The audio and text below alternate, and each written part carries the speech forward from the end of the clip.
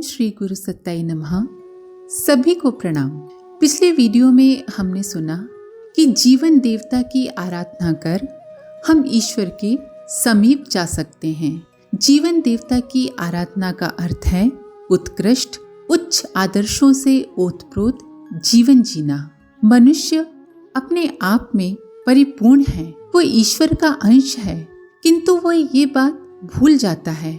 उसके विकार कषाय कल्मश इस ज्ञान को ढक देते हैं और मनुष्य अपने आप को बेचारा समझता रहता है। वो भूल जाता है कि वो ये शरीर नहीं है, वो ये मन, ये बुद्धि नहीं है, बल्कि इन सब से परे ईश्वरीय अंश है।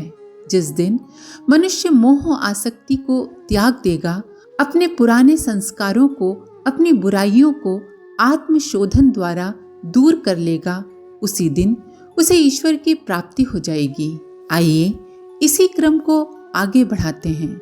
हे ब्रह्म विद्या की साधना में निरत ब्रह्मवेत्ताओं, आत्मा के सामर्थ्य को समझो, उस पर विश्वास करो और बढ़ाओ। बलिष्ठता के लिए यदि सहायता की आवश्यकता पड़े तो ईश्वर से मांगो।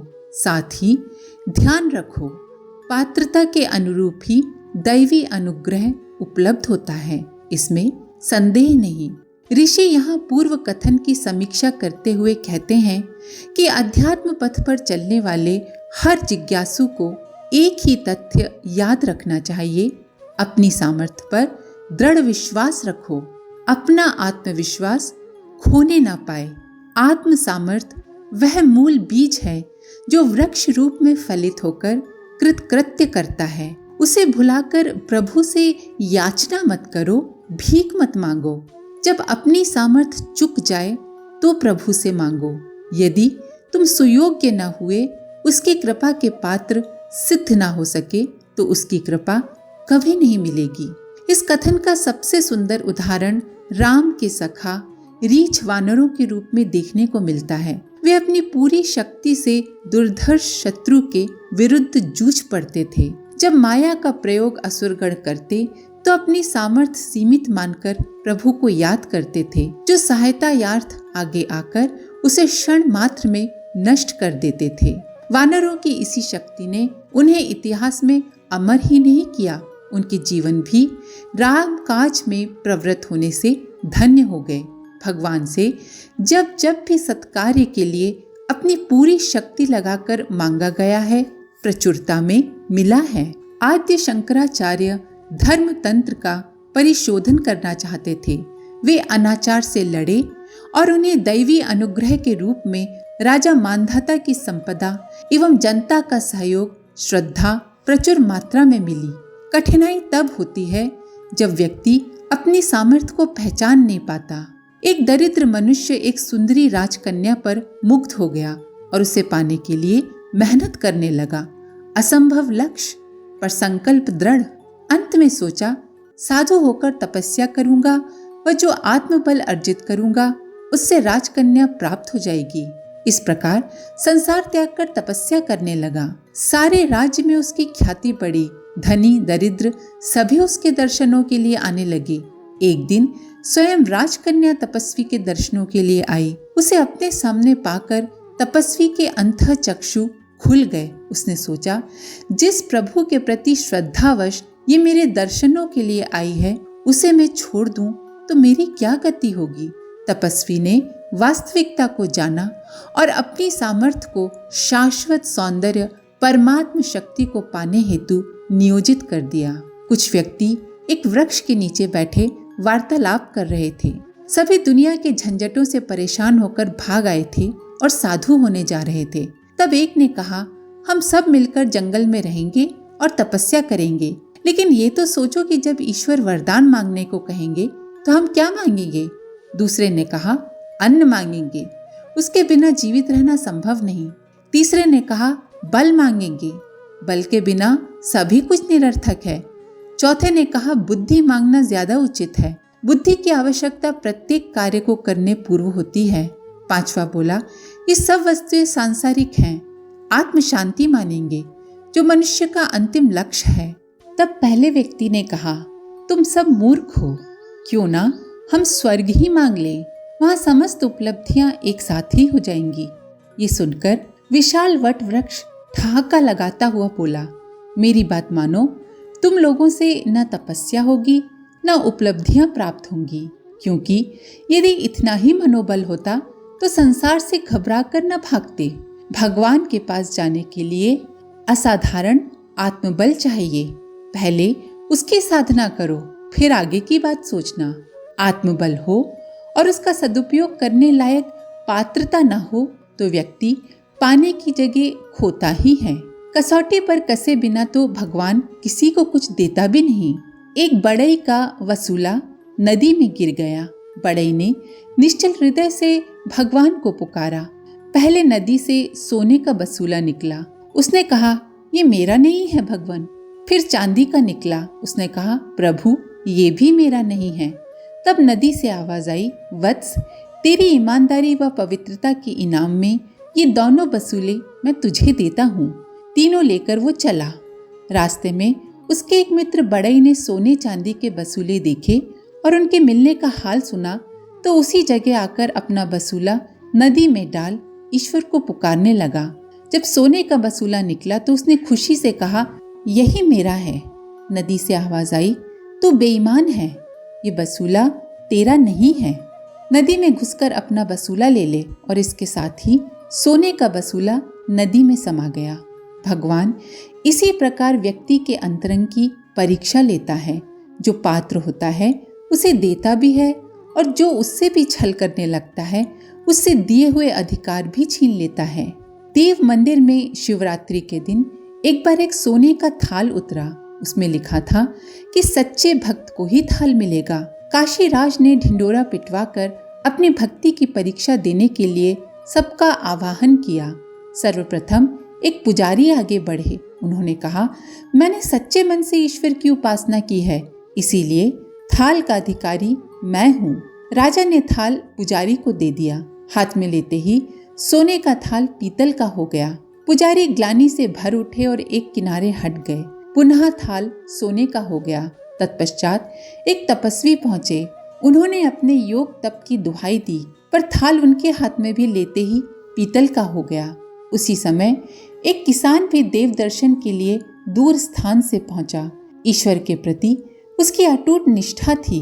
जितना समय मिलता परमात्मा का नाम ले लेता, बाकी समय परिश्रम से खेती करता। किसी तरह उसने थोड़े पैसे बचाए थे, उसी के सहारे शिवरात्रि के दिन देव दर्शन के लिए आ रहा था। एक गठरी में थोड़ा सा सत्तू बंधा था। रास्ते में भूख प्यास से तड़पता एक बीमार मनुष्य पड़ा था। किसी का भी ध्यान उसकी ओर जा नहीं रहा था। सोने का थाल प्राप्त करने की आतुरता में भीड़ मंदिर की ओर चली जा रही थी। किसान ने तड़पते व्यक्ति को उठाया, पानी पिलाया, सत्तू खिलाकर उसकी भूख मिटाई। फिर निकटवर्ती एक धर्मशाला के संचालक को सुपुर्द करके मंदिर में दर्शन के लिए पहुंचा। किसान का पहुंचना था कि सोने का थाल काशी नरेश के हाथों से किसान के हाथों में आ गया। आकाशवाणी हुई, जो आत्म सामर्थ्य का सही उपयोग करता है वही मेरा सच्चा भक्त है, सुपात्र है। संसार में दरिद्रता, विपन्नता, विडंबना, विभीषिका के जो अनेकानेक संकट दिखाई देते हैं, वे मात्र चिंतन में निकृष्टता और चरित्र में भ्रष्टता बढ़ जाने के कारण ही हैं। पूर्व में पूछे गए जिज्ञासु श्वेत केतु के प्रश्न का समाधान करते हुए व्यवहारिक पक्ष पर आते हुए ऋषि पिप्पलाद कहते हैं कि सूक्ष्म जगत का विक्षोभ मानव के कुकर्मों का ही पैदा किया गया है, जो दरिद्रता एवं दैवी प्रकोपों के रूप में दिखाई देता है। चिंतन में जब तक परिवर्तन न होगा, जब तक मनुष्य का व्यवहार सुधरेगा नहीं, परिस्थितियां और भी विषम होती चली जाएंगी। इसी धरती पर स्वर्ग और नर्क देखना हो तो चिंतन चरित्र की इन प्रतिक्रियाओं के रूप में देखा जा सकता है। व्यक्ति अपनी मनस्थिति बदलने का अभ्यास न करे तो वो दुखद परिणाम ही देती है। एक गुरु के 2 शिष्य थे, दोनों किसान थे। भगवान का भजन पूजन दोनों करते थे। स्वच्छता और सफाई पर भी दोनों की आस्था थी, किंतु एक बड़ा सुखी था और दूसरा बड़ा ही दुखी। गुरु की मृत्यु पहले हुई, बाद में दोनों शिष्यों की भी। दैव योग से स्वर्गलोक में तीनों एक ही स्थान पर आ मिले, पर स्थिति यहाँ भी पहले जैसी थी। जो शिष्य पृथ्वी पर सुखी था वो यहाँ भी प्रसन्नता अनुभव कर रहा था, और जो आए दिन क्लेश कलह आदि के कारण पृथ्वी पर अशांत रहता था वो यहाँ भी अशांत दिखाई दिया। दुखी शिष्य ने अपने गुरु के समीप जाकर कहा, भगवान, लोग तो कहते हैं कि ईश्वर भक्ति से स्वर्ग में सुख मिलता है, पर हम तो यहाँ भी दुखी के दुखी ही हैं। गुरु ने गंभीर होकर उत्तर दिया, वत्स, भक्ति से स्वर्ग तो मिलता है, पर सुख और दुख मन की देन है। मन शुद्ध हो तो नरक में भी सुख है, और मन शुद्ध नहीं तो स्वर्ग में भी सुख नहीं। प्रताप भानु कैकई देश के राजा श्वेत केतु के पुत्र थे। उन्होंने अपने समस्त शत्रुओं को पराजित कर वैभव बटोरा और संपन्नता को सारे राज्य के नागरिकों हेतु बिखेर दिया। इस सीमा पर पहुंचकर उन्हें अपने कीर्तिवान यशस्वी होने का अहंकार हो गया। चिंतन की यही विकृति उन्हें ले डूबी।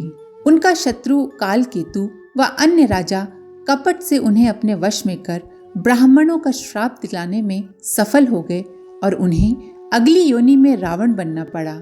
उनके मंत्री व छोटे भाई ने कुंभकर्ण व विभीषण के रूप में जन्म लिया। लगभग सभी असुरों का इतिहास यही बताता है कि उन्हें चिंतन और चरित्र की विकृतियों ने ही गिराया है। देवगणों ने इस विभूति को कभी खोया नहीं, अतः जब भी वे संगठित हुए विजयी हुए। यदि मन में निकृष्टता भरी पड़ी हो तो स्वयं ईश्वर भी आ जाएं तो सहायता नहीं कर सकते। उनका प्रवेश तो निश्चल मन में ही होता है। एक बार एक वृद्ध और एक वृद्धा भिक्षा मांग रहे थे। पार्वती जी ने उन असहायों को देखा तो करुणाद्र हो उठी। शिव जी से बोली, आपकी सृष्टि में कैसे असहाय लोग हैं, आप उनका दुख भी दूर नहीं कर सकते। शिव जी ने बहुत समझाया कि ये लोग अपनी आंतरिक दुर्बलता के कारण ही दुखी हैं, इसीलिए असहाय बने पड़े हैं। पर पार्वती जी को संतोष नहीं हुआ। तब शिव जी को उनके सम्मुख प्रकट होना पड़ा और उन्होंने वृद्ध, वृद्धा और उनके बच्चे से वरदान मांगने को कहा। सबसे पहले वृद्धा ने कहा, भगवान, मुझे तो 20 वर्ष की नव यौवना बना दें। उसकी आसक्ति काम में जो थी। शिव जी ने कहा, तथास्तु, और वो नव यौवना बन गई।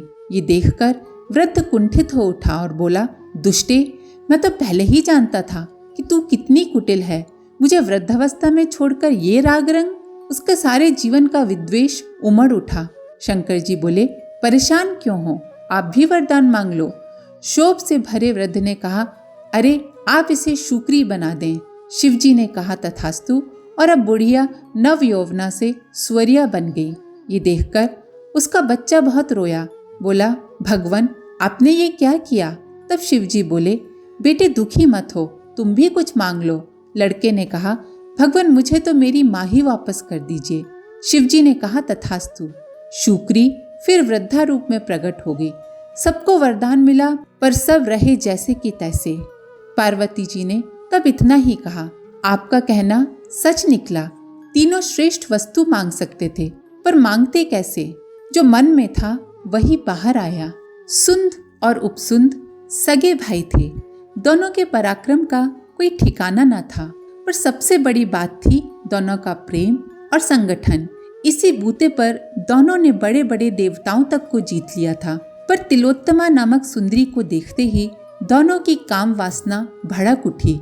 दोनों ही उसे प्राप्त करने के प्रयत्न में आपस में लड़ मरे, और जो किसी के द्वारा नष्ट नहीं हो सकते थे वे अपने आप नष्ट हो गए।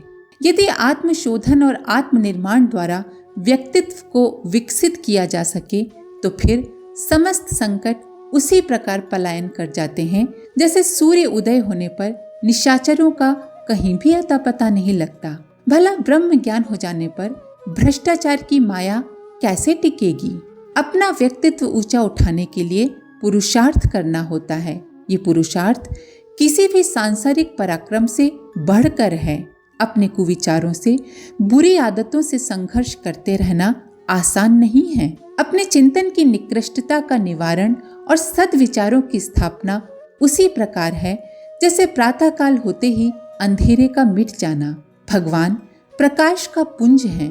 उसके और जीवात्मा के बीच जो अंधेरा है, गहरी खाई है, उसे मिटाना व पाटना ये पराक्रम पुरुषार्थ संपादित किए बिना ईश्वर की एक किरण पाने की आशा भी करना व्यर्थ है। एक चोर किसी संत के पास जाया करता था और रोज ही उनसे ईश्वर दर्शन का उपाय पूछा करता था।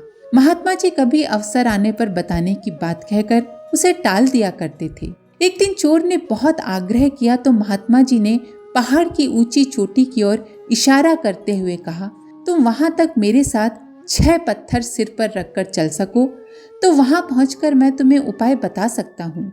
चोर तैयार हो गया। संत जी ने 6 पत्थर उसके सिर पर रख दिए और पीछे पीछे चले आने का इशारा करके वे आगे चलने लगे। कुछ ही दूर चला कि चोर हांफने लगा। उसने महात्मा जी से कहा, भगवान बोझा बहुत है, इतने भार को लेकर मैं आगे नहीं चल सकता। संत ने एक पत्थर उतार दिया। चोर चलने लगा पर कुछ दूर जाकर फिर लड़खड़ाने लगा। एक पत्थर और उतारना पड़ा। यही क्रम आगे भी पड़ा। कुछ दूर चलने पर चोर थक गया और संत जी को एक पत्थर और उतारना पड़ा। अंत में सभी पत्थर उतार देने पड़े। तब कहीं चोर चोटी तक साथ चल सकने में सफल हो सका। चोटी पर पहुंचकर संत ने कहा, भाई जिस प्रकार तुम 6 पत्थर सिर पर रखकर चोटी तक पहुंच सकने में समर्थ न हुए, उसी प्रकार जीव काम, क्रोध, लोभ, मोह, मद, मत्सर जैसे मनोविकारों का भार होता हुआ ईश्वर दर्शन में सफल नहीं हो सकता। यदि ईश्वर तक पहुंचना है तो उन मनोविकारों के पत्थर उतारकर फेंकने ही पड़ेंगे। जिस दिन ये पत्थर हटेगा, जीव स्वतः आनंदित हो उठेगा। आज के लिए इतना ही। अपने विचार कमेंट बॉक्स में जरूर लिखें। आप सभी का धन्यवाद। ओम शांति। हमारे YouTube चैनल को सब्सक्राइब करें और बेल आइकन को दबाकर ऑल पर क्लिक करें ताकि आने वाले सभी वीडियोस की नोटिफिकेशन आपको मिलती रहे।